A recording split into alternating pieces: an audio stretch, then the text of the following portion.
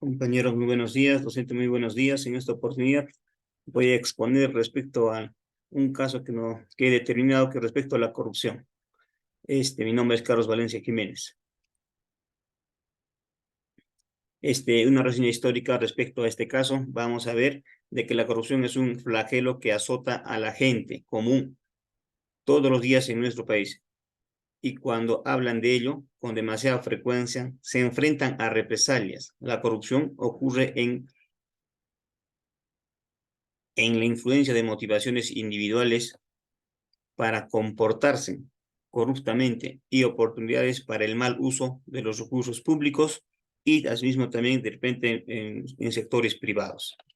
Por otro lado, vamos a ver este contexto de una organización, ¿no? La corrupción se encuentra en casi todas partes, como se le había explicado, pero está absolutamente arraigada en los países en vías de desarrollo, como es en el caso nuestro, en el Perú. Sin embargo, eso no quiere decir que está muy extendida en toda Latinoamérica, ¿no? Puesto que está profundamente arraigada en muchos de los países recientemente industrializados y está alcanzando niveles muy alarmantes.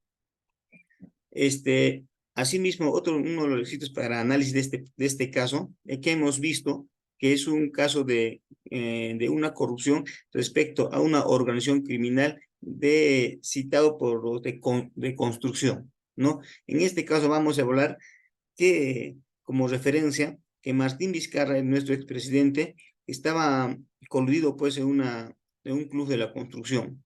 Este escándalo que se presunta de la corrupción le costó casi pues la presidencia a dicho mandatario en su entonces.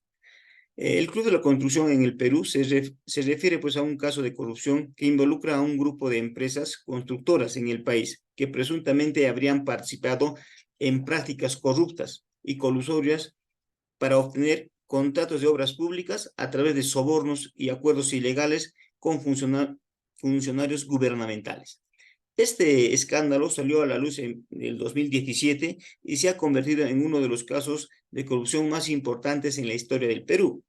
Más investigadores revelaron que varias empresas de la construcción habrían coordinado acciones para fijar precios y repartir de manera ilícita estos proyectos de infraestructura de fondo público. Asimismo, en el análisis que vamos a ver, que sabe que el Club de la Construcción es el nombre dado a un cartel de empresas constructoras peruanas y extranjeras que se dedicaban a ganar licitaciones públicas de grande envergadura, que quiere decir de bastante dinero. Muchas de ellas licitadas por el Ministerio de Transportes, mediante el pago de sobornos a autoridades. En el caso en particular, el papel decisivo del Estado también se refleja en la mayoría de las definiciones de corrupción. Así como lo dice Baragli, el 2015, la corrupción se entiende convencionalmente y se le denomina como el comportamiento privado de búsqueda de riqueza de aquel que representa al Estado y a la autoridad, o como el mal uso de los bienes públicos por parte de los funcionarios públicos para fines privados o particulares. Asimismo, vamos a evaluar en respuesta filosófica, qué es lo que pensarían en ese entonces nuestros filósofos, ¿no?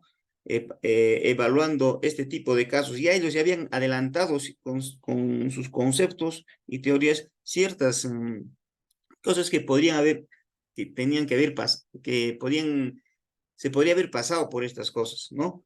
Hoy vamos a pasar. Los sofistas rompieron este pedido aceptado.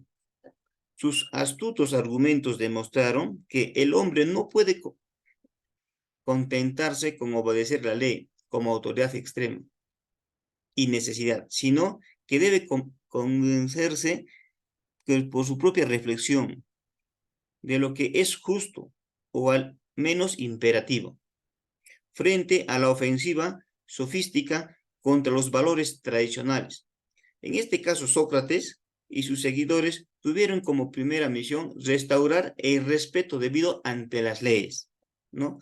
Asimismo, también indica que tenía una posición interesante, Sócrates, sobre la obediencia a las leyes, ¿no? Su filosofía se caracterizaba por el cuestionamiento constante y la búsqueda de la verdad a través del diálogo, ¿no? Así como lo realizó con Platón. Por otro lado, también tenemos el desprecio a la democracia de Platón, ¿no? Que Platón, el famoso filósofo griego y discípulo de Sócrates, es conocido por su crítica a la democracia en su obra La República. Aunque no es exactamente un desprecio total hacia esta democracia, Platón tenía preocupaciones muy significativas y planteaba objeciones a la forma en la que la democracia funcionaba en su época, ¿no? Platón estaba preocupado por la tendencia de la democracia a ser susceptible a la demagogia, es decir, a las manipulaciones de las masas por aquellos líderes políticos carismáticos, pero potencialmente corruptos. Creía que los líderes demagógicos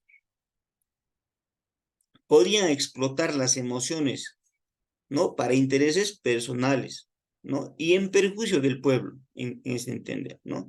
Incluso sus propuestas no eran ni razonables, ¿no?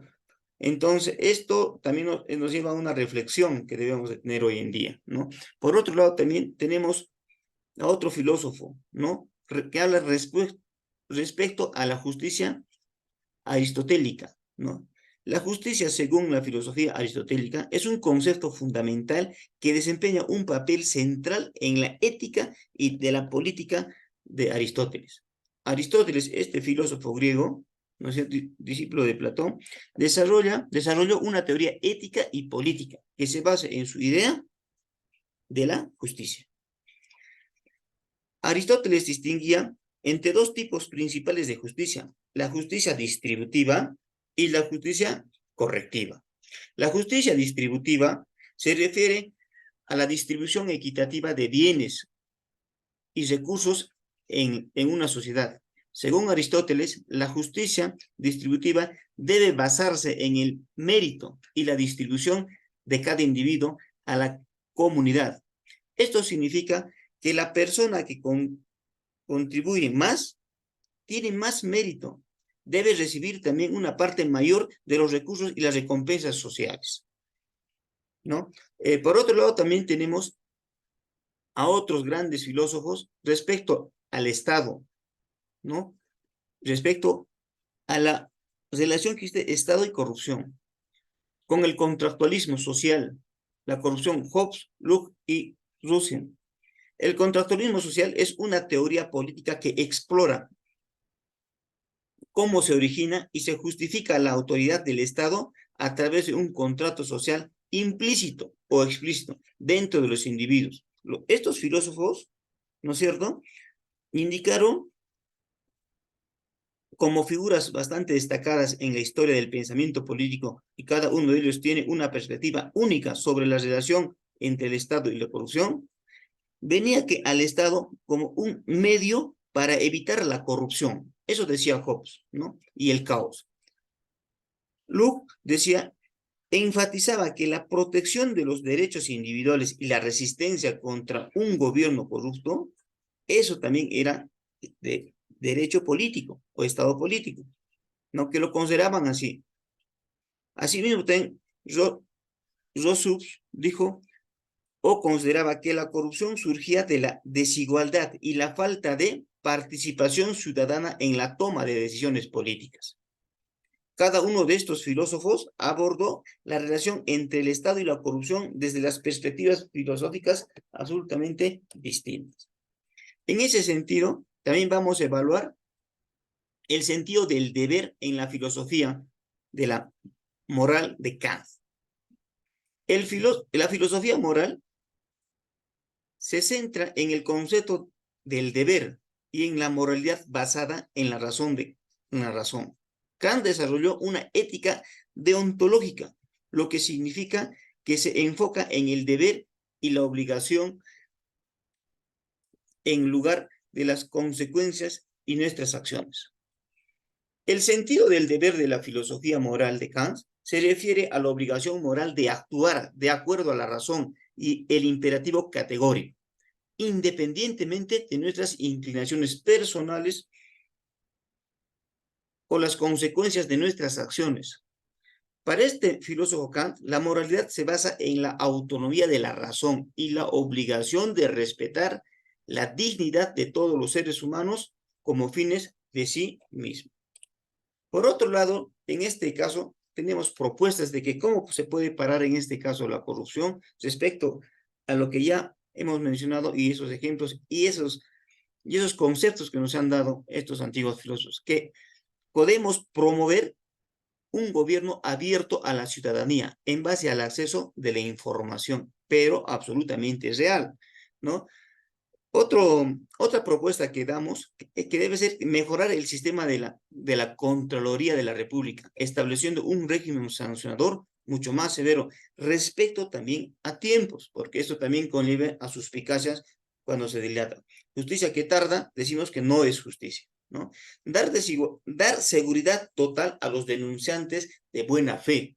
Esto creo que contribuye de mejor forma, ¿no? Para que el ciudadano pueda controlar las riquezas que tiene el Estado en sus diferentes dimensiones. Asimismo, también dar claridad a esos vacíos legales y normativos dentro de nuestras leyes, ¿no? Porque carecemos de muchos vacíos legales y también de lagunas. Asimismo, en este contexto, hemos concluido en lo siguiente, o he concluido en lo siguiente, que la corrupción es lo siguiente: el abuso de un cargo político para beneficio privado ocurre en la intersección de fuerzas individuales y sociales. La corrupción ocurre cuando las personas están motivadas para actuar de manera poco éticas, por un lado, y la oportunidad para la corrupción, la disponibilidad de recursos o favores públicos para tomar un uso y abuso por el otro lado. El discurso filosófico jurídico será útil en la medida en que se satisfaga los intereses y sirva a los propósitos de cada uno de estos auditorios. Trivialmente, los filósofos del derecho hallan utilidad en su propio discurso y sus objetivos son fundamentalmente epistémicos y críticos, ¿no? Entonces, por otro lado, también hemos llegado a otra conclusión, que la utilidad de la filosofía del derecho también en torno a la solución de la corrupción depende, entre otras cosas, de los juristas reales y potenciales que crean en tal utilidad, y ello debe asegurar en exigir de que realmente se tengan que cumplir a cabalidad ciertos esfuerzos en el caso de las leyes que se den. Y dentro de las recomendaciones que podemos dar en este caso es que se debe aclarar respecto a la corrupción y se recomienda trabajar desde los gobiernos menores, es decir, de los gobiernos regionales, locales, que se comprometen a elaborar e implementar un plan de corrupción. Asimismo, también debe surgir estos planes de anticorrupción respecto a la participación de las instituciones públicas, privadas, la sociedad civil organizada y también la ciudadanía en general. ¿Para qué? Para que puedan de esta forma controlar los bienes en cada una de estas fases. Muchas gracias por vuestra atención.